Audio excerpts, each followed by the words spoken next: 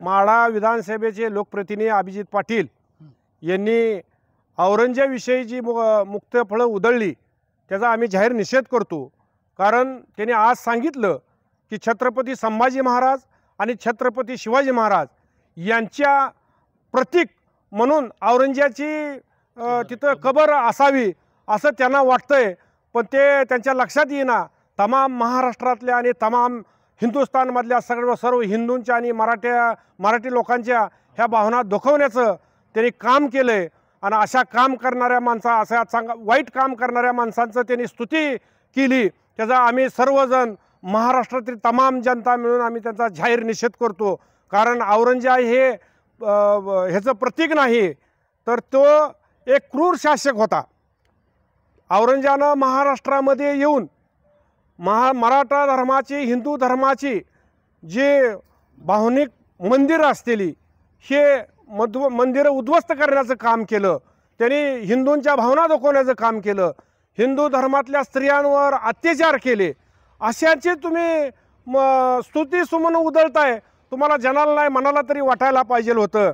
कारण आपण आज महाराष्ट्रामध्ये बघतोय, ज्यावेळेस अफजल खान महाराष्ट्रावर चाल करून आला त्या टायमाला तुळजापूर असेल पंढरपूर असेल अशी तमाम मंदिरं उद्ध्वस्त करत आला।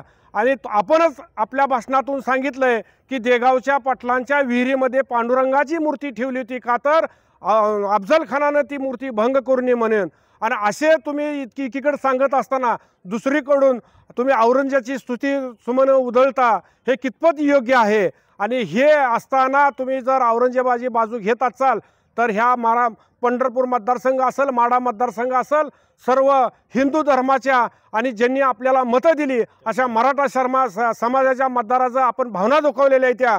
आणि दुसरीकडे तुम्ही ह्या निमित्ताने कुठं ना कुठं सरकारवर बोट ठेवण्याचा प्रयत्न करता, हे सरकार दुर्लक्ष करतंय किंवा ही विषय डायव्हर्ट करण्याचा प्रयत्न करतंय। पण मला एकच अभिजित पाटलांना सांगायचं आहे की ज्या सरकारवर तुम्ही आज आरोप करताय त्याच सरकारने आपल्याला मागच्या 1.5 वर्षापूर्वी 150 ते पावणे 200 कोटी रुपये दिलं, तेव्हा आपला विठ्ठल सहकारी साखर कारखाना चालला आणि त्या सभासदांना आपण दर देऊ शकला आणि गाळप करू शकला, म्हणून आपण माढा मतदारसंघात निवडून आलात, हे विसरता कामा नये। कारण महाराष्ट्राची तुम्ही काळजी करू नका, कारण हे महाराष्ट्राचं राज्य चालवायला आमचे आदरणीय देवेंद्र फडणवीस हे सक्षम आहेत। त्यामुळे तुम्ही महाराष्ट्राची चिंता करू नका, तुम्ही एकच करा की तुम्ही केलेलं वक्तव्य बरोबर आहे का? तुम्ही आम्हाला 2 दिवसाचा अल्टिमेट आम्ही देतो तुम्हाला, हे केलेलं वक्तव्य तुम्ही माघारी घ्या, नाहीतर पंढरपुरात तीव्र आंदोलन केलं जाईल, एवढंच मी तुम्हाला ह्या माध्यमातून सांगतो।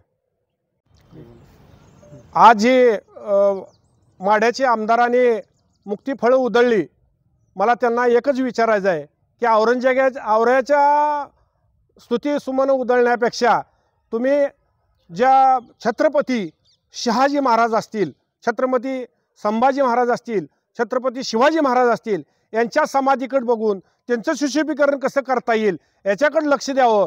कारण मला वाटतंय की तुम्ही एवढा औरंगजेबाची बाजू घेत असाल तर शहाजी महाराजांची समाधी कुठं आहे हे तर आपल्याला माहीत आहे का? आणि ती माहीत आहे तर कुठल्या अवस्थेत आहे, कुठल्या परिस्थितीत आहे, ह्याच्याकडे आपण लक्ष द्या। कारण मला नाही माहीत तुम्हाला ही माहीत असेल म्हणून।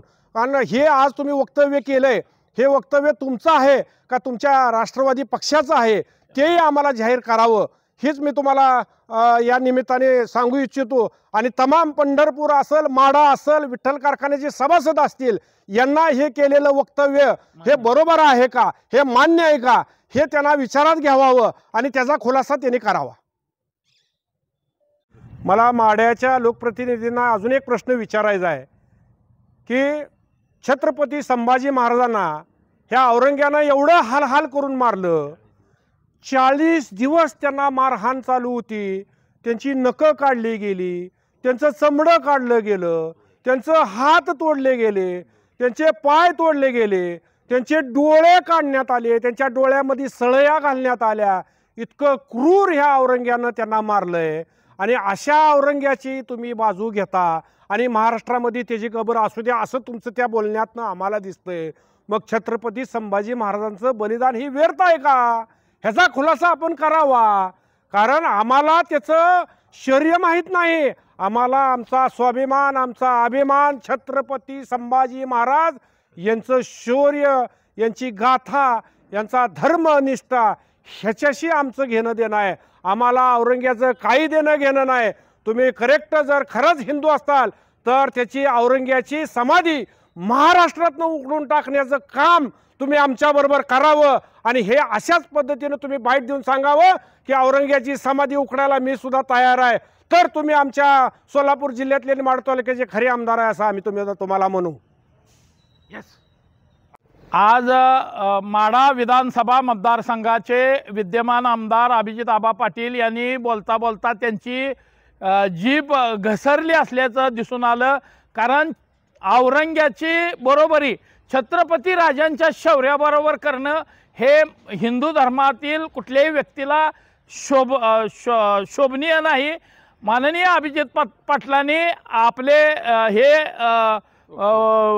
क्रूर विचार मागे घ्यावेत. कारण ज्या औरंगजेबाने आपण इतिहास पाहतो, ज्या औरंग्यानं या महाराष्ट्रामध्ये, या संपूर्ण देशामध्ये प्रत्येक हिंदू मंदिराची तोडफोड केली, मूर्त्या भंग केल्या आणि अनेक हिंदूंच्या आया बहिणीची आबरू लुटली. छत्रपती शिवाजी महाराजांचा, छत्रपती संभाजी महाराज, छत्रपती शिवाजी महाराज, शहाजी महाराजांना प्रचंड त्रास दिला. संभाजी महाराजांचा क्रूर असा वध केला. आजही ज्या अभिजित पाटलांच्या पंढरपूरच्या थिएटरमध्ये छावा चित्रपट आहे, अभिजित पाटलांनी तो चित्रपट पाहावा. आणि सरकारवर बोट ठेवण्यासाठी जर तुम्ही औरंग्यासारख्या माणसाचा, क्रूर माणसाचा हे उदाहरण देत असाल याचा आम्ही निषेध करतो. आणि या महाराष्ट्रातील सरकार चालवण्यासाठी महाराष्ट्राचे मुख्यमंत्री आदरणीय देवेंद्र फडणवीस साहेब सक्षम आहेत.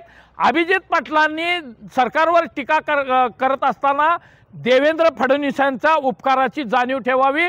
विठ्ठल सहकारी साखर कारखाना चालू राहावा म्हणून 100 ते 150 कोटी रुपये तुम्हाला देवेंद्र फडणवीसांनीच दिले.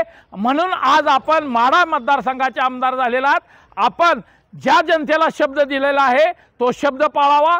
विठ्ठल सहकारी साखर कारखान्याच्या सभासदांना आपण शब्द दिलाय तो पाळावा.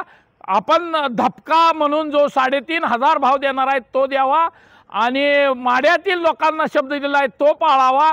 आणि मग औरंग्यासारख्या एवढ्या मोठ्या विषयाकडे आपण विषय घालावा.